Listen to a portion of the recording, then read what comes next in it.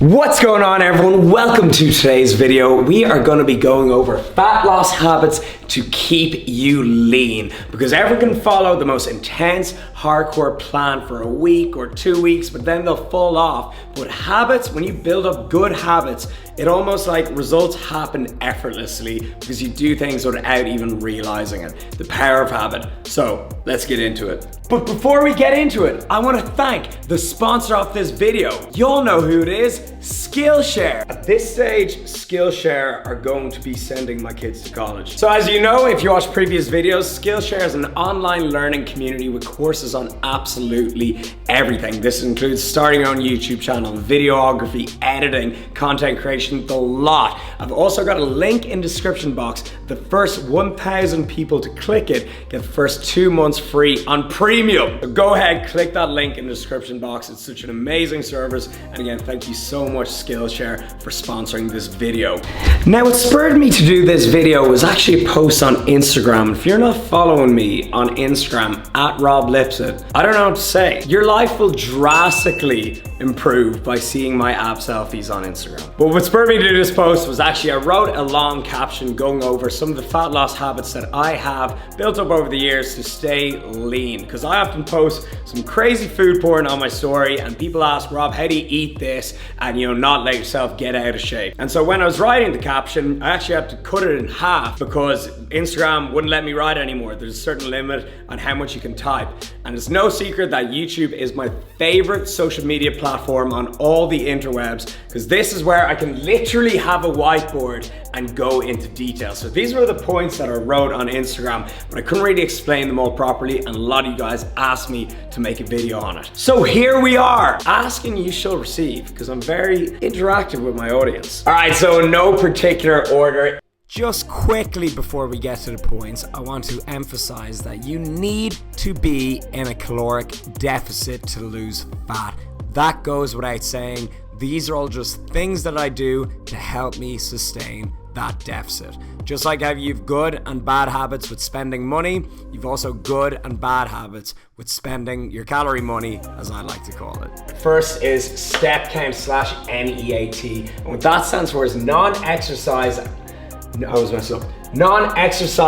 activity.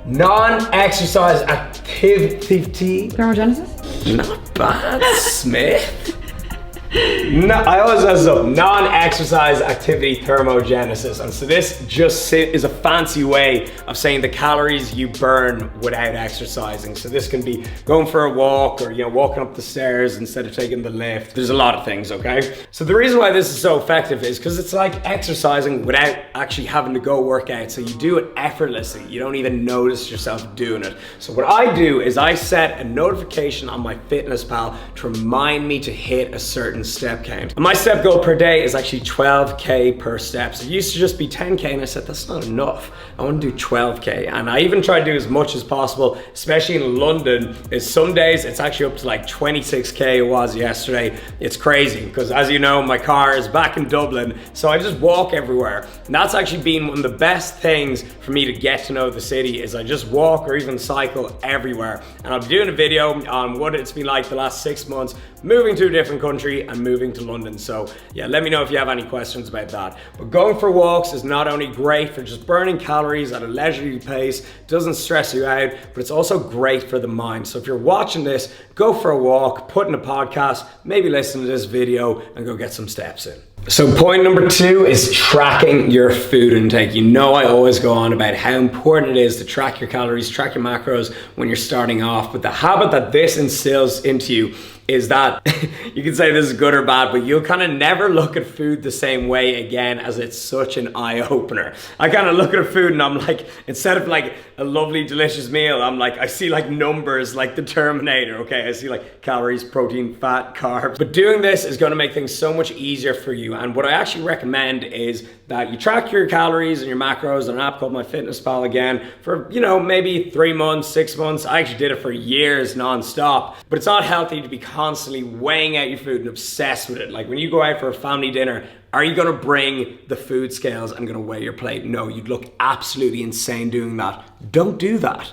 But what it does do is gives you such a good awareness of how much calories are in certain foods, and you can learn from that and bring it forward and kind of loosen up on things a little bit. So again, it just gives you really good awareness on what you're actually eating. So again, that actually gave me so much knowledge, which actually leads to freedom in terms of your nutrition. So I highly recommend tracking your calories or your macros for a short period of time. No liquid calories. So again, this is just like such a way to build up calories and for no reason at all. Nowadays, pretty much every like soda or drink that you enjoy, there's a low calorie alternative to it and they taste pretty much the exact same. So I mainly stick to black coffee, flavored water. BCAAs are also a great, delicious one as well. Anything really that's got very little to no calories, and that's also gonna help you with hydration, getting more water in per day too. So cut down on your liquid calories. Again, it just builds up and there's so much alternatives that you can choose from. I do like to enjoy a whiskey sour or a skinny cappuccino now and then though, if I'm feeling a little bit wild.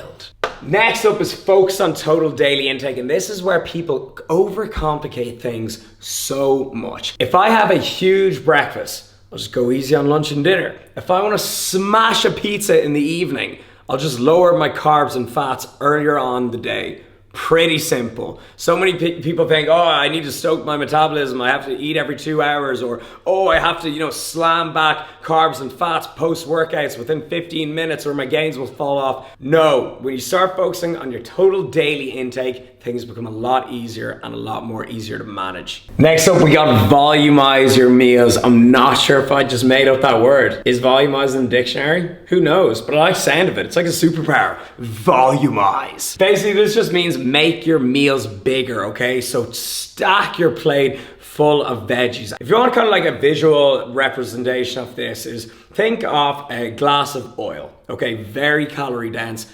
Think you're swallowing that oil and think how much room that would take up in your stomach for the amount of calories in it. Very little, okay? And it's a lot of calories. And then think of a huge bowl of mixed leaf salad, okay? And you eat all that and it pretty much takes up your whole stomach for very little calories. That's probably the best way I can describe things. So obviously one is gonna not do much for your hunger at all. The other is gonna do loads for your hunger, and it's also gonna provide you with so much fiber and micronutrients. So again, stack up the veggies, whatever it may be, salad, broccoli, all that good stuff. And again, that's also gonna add a lot of flavor to your meal as well. So personally, I love vegetables, especially if you cook them right. So yeah, volumize your meals. Next up is lift weights regularly. Not only does lifting weights make you look absolutely amazing, but it actually helps a lot with fat loss. So in the short term, doing cardio will burn more calories, but long term, your body composition is going to be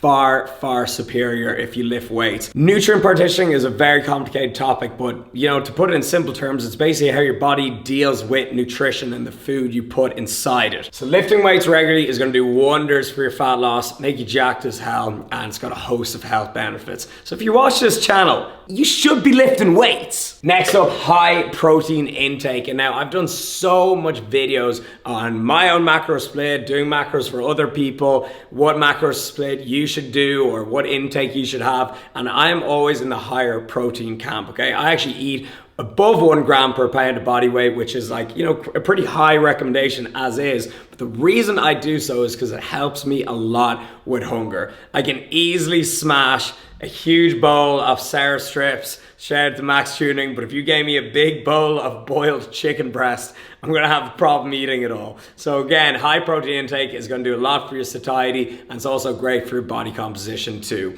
In terms of body composition, protein really is the king there. So eat your damn protein. Next is daily weigh-ins, and now this, I can go 2 ways here, but there is actually research and studies to show that people who weigh themselves daily actually lose more fat, lose more weight, keep their weight down. And the reason for that is you're constantly reminded, and if you see a spike in your weight, you say, oh God, you know, I probably went a little bit too hard on dinner last night, and it subconsciously tells you to, you know, eat a little bit less that day. But if weighing yourself or seeing your weight every day just kind of mess with your head a little bit, then leave it out. But one thing I do also recommend my clients to do is do daily weigh-ins and then take a weekly or even a monthly average. So that actually tells you not to get too hung up if the scales do shoot up one day, especially for females who have a hormonal cycle and their weight may be fluctuating a lot more. It actually gives you peace of mind to actually take an average instead. So doing daily weigh-ins has a lot of benefits, and it tends to keep people's weight off more effectively. So guys, that is it. Comment down below if you have any fat loss habits that help you stay in shape. These are personally my favorite ones. And again, if you want to read more, cut the BS out of your training and nutrition, go on to roblipsett.com. I'll see you in the next one. Keep it real. I love you. Peace.